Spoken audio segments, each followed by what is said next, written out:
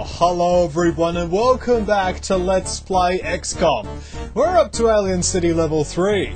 The end is in sight. From here on in, we are searching for the crypt of the ultimate alien. Destroy the 8 power feeds to the tomb to finish off the alien threat. Don't give up now. Aborting will terminate the mission, and it's basically... essentially... this button here is a give up the world planet. Give up the planet button. Clicking that means we just surrender to the aliens immediately. So yes, welcome to Telef. The real, actual, they bothered with this level left stage. We can also, because we're actually in a more serious section, turn down the movement speed. There are more serious threats here.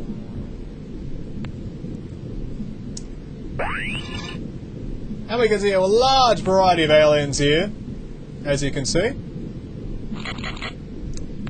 Unfortunately, we can't use the melee weapons of the hallucinoid, but we can finally use some disruptor pulse launchers to exterminate the alien menace, such as Jalaris G-Mander, who is itching to fire one since the missions began.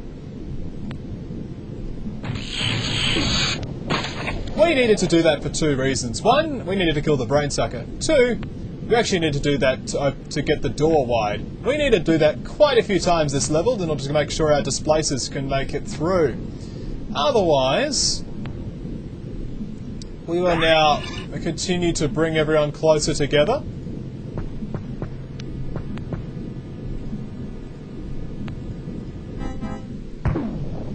Molecular control is a beautiful thing. It really is a beautiful thing. Aggressive waiter shall now molecular control the last one. No, he won't, because that would be too good of an idea. How about the heavy nasal gunner? Let's do it. Oh, not good enough. Just do it, Tooth and Claw. Goes to show that sometimes the old guard just know what they were doing. Well, I've no idea where to launch this, so let's just launch it blindly. Blind launching! Well, it killed a jellyfish anyway. Well, Displacer Sonic, what do you think about that? I know what I think. It's time to shoot the lobster man! It helped. It needs to be shot again. Meanwhile, everyone else can start to mosey through. One of the regrettable things about this stage is that we will have quite a drain upon our energy. It decided to fly over that bit. Hey, look at that! It's like little statues. That's cool. I like that. They put effort into the aesthetics of their alien spaceship. We will have some energy troubles as we progress throughout this stage. It's a sad but true fact. In fact, why not just do that for a while? It's pretty.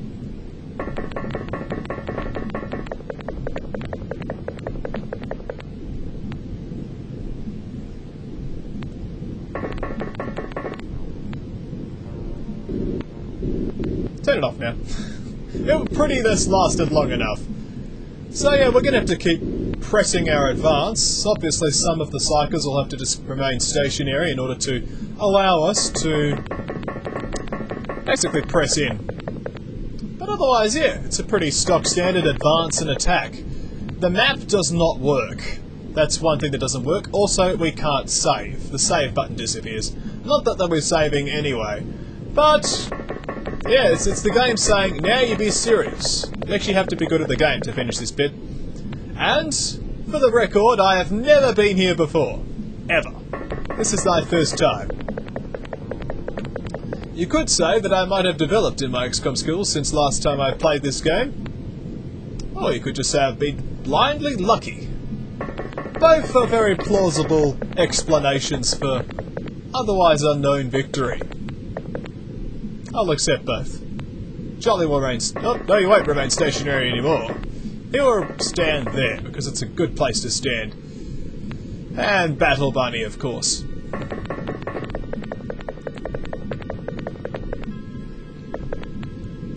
Okay.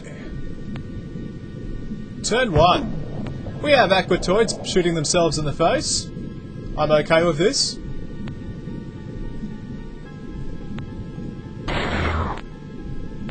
We have displacers killing lobstermen.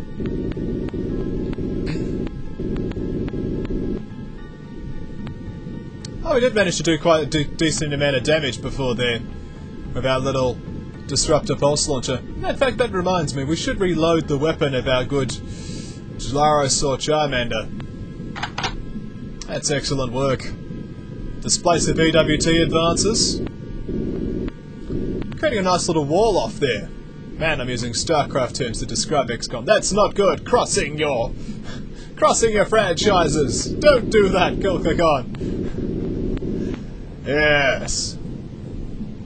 It does beg the question, however, of speaking of franchises, what's going to replace XCOM once it goes?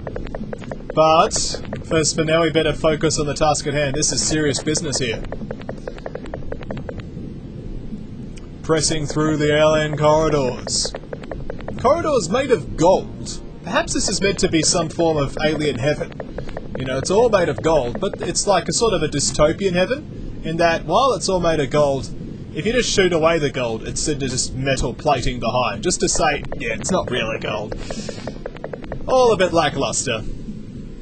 But that's what you get. Yeah, the naughty bookworm is with us, as well as Chemical Flare Man. It was a bit embarrassing for the aggressive waiter who was performing medic duties, because Chemical Flare Man, even though he was stunned, managed to still beat the aggressive waiter home again. That's just how manly the Chemical Flare Man is. So it's good to have him with us for the final push. Push towards the alien sleeper. We will keep Jolly at home. There is no reason for him to move. At all. He's gonna do what he's best at, and that's molecular control. Let's end turn.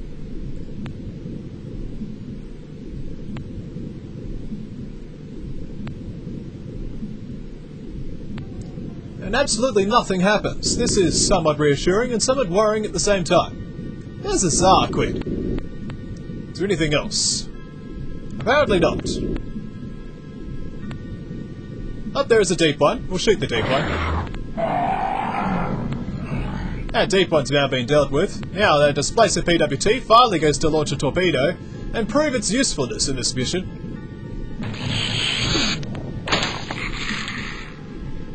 Exterminating that Zarquid with extreme prejudice. Almost denting the armour of the Displacer itself. Oh, it was very satisfying to do that. I enjoyed that destruction. The splat of a Zarquid is something that makes me really excited. I'm just like, oh, Zarquid splat. Maybe not, but yes, that is exactly how I'm going to describe that. I'll have the Displacer go on top, in between the heads of the statues.